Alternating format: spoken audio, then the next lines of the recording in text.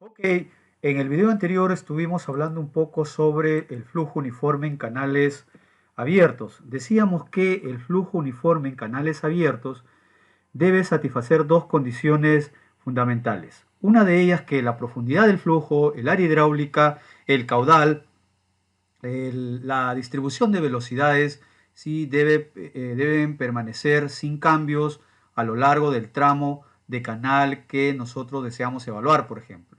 ¿Sí? Y número dos, que la pendiente, ¿sí?, de energía es igual o es paralela a la pendiente de la superficie del agua e igual a la pendiente, digamos, del fondo del canal.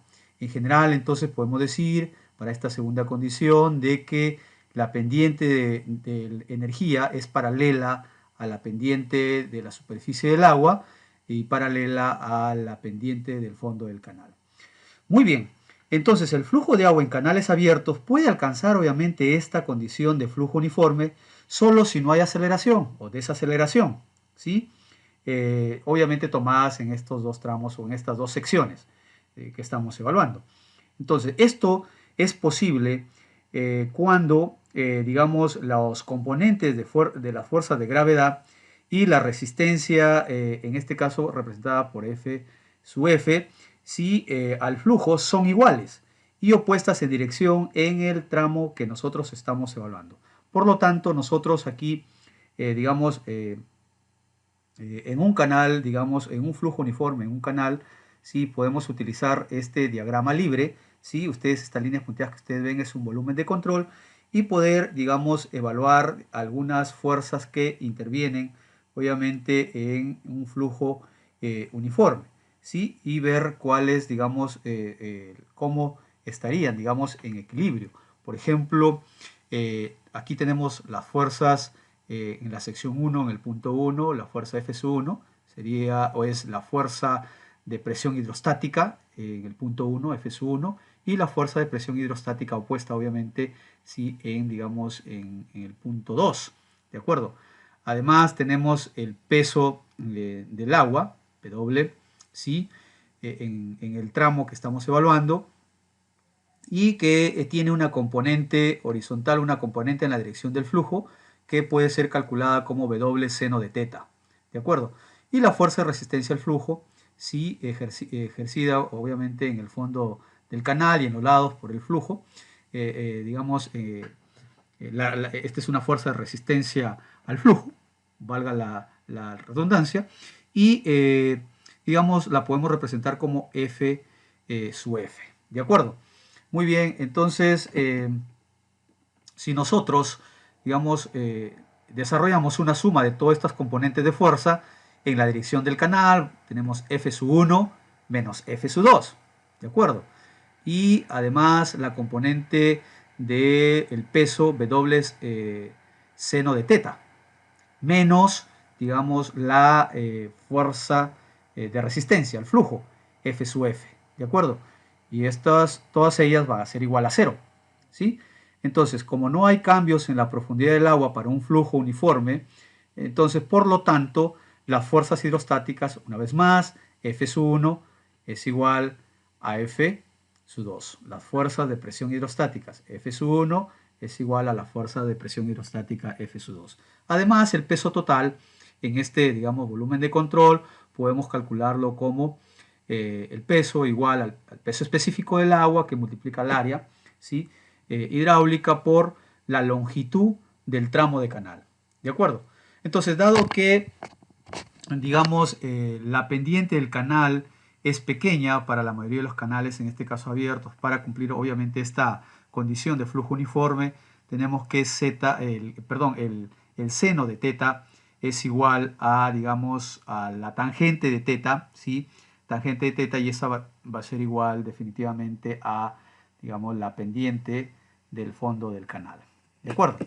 Muy bien, entonces no intentamos, digamos, deducir algunas ecuaciones, no es el objetivo del curso. Sin embargo, es importante explicarles cuáles son esas fuerzas que intervienen en un flujo uniforme y cómo es que Chessy utilizó, digamos, este enfoque ¿sí? Para poder, digamos, deducir una ecuación importante que es conocida por todos nosotros y que es la velocidad del agua para un flujo uniforme en canales abiertos, y esta es igual a C, coeficiente de Chezy, la raíz cuadrada del radio hidráulico por, digamos, la pendiente de energía. ¿De acuerdo?